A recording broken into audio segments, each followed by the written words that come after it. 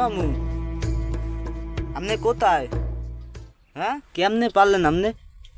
আজ বছরের এত বড় কোরবানির ঈদ গেল, একটা ফোন পর্যন্ত দিতে পারলেন না, পারলেন কেমনে আপনি? মামিরে পাইয়ে এই দুনিয়ার সব ভুলে গেছেন। আজ বছরের এত বড় কোরবানির ঈদ যায়, ফোন দিয়েছেন আপনি? হ্যাঁ আর ভাইগনে গো লাগে না, না মামিরে ভাই কারোরই লাগে না আপনার। মু শোনেন, আপনি তো মোরে দাওয়াত দেবেন না, এখন মুই আইতে আসি, আপনি বাড়ি দেখেন, মুই এখনই আইতে আসি। কি করি আল্লাহ রে, বাইকনাটা তো আইতে আছে, কি করবো আমি এখন, কি খাইতে দিব আল্লাহ, তো টেনশনে পড়ে গেলাম। মামু আইয়ে পড়ছি,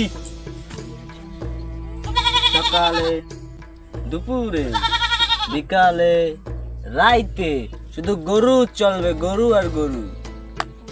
না সকালে দুপুরে রাইতে তুমি কি বুঝাইলা? আমি তো কিছুই বুঝলাম না বাইক না। বুঝো নাই?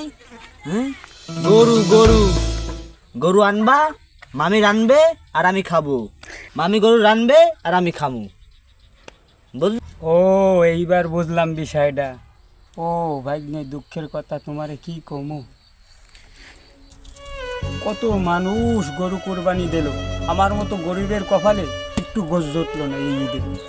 আমাগো মতো মানুষের দরজায় যায় হাত পাততে পারে, তাই সম্ভব আমাগো মতো মানুষের যে এক টুকরা গোশের জন্য মানুষের ধারে যায় ভিক্ষুকের মতো লাইন দেব? যারা প্রতিবেশী তাদেরকেও এক টুকরো গোশ ধরায় দেয়, যারা ভিক্ষুক তাদেরকেও এক টুকরা গোশ ধরায় দেয়, এটা কি ইনসাফ হলো? আমাগো মতো গরিবরে এক টুকরা গোশ ধরায় দেয় আর বাকিগুলো সব ওই ফ্রিজে ভরে। এই হলো কুরবানি, আর এই হলো তাদের ইনসাফ। এক টুকরো গোশের ইনসাফ এই, আর এই তাদের কুরবানি, এই ত্যাগ স্বীকার করে। আমাগো মতো গরিবের কপালে এই কোরবানি তো একটু গোশ ভাই আপনার সব কথা আমি শুনেছি ভাই, আমার নিজের দ্বারাই খারাপ লাগতেছে ভাই।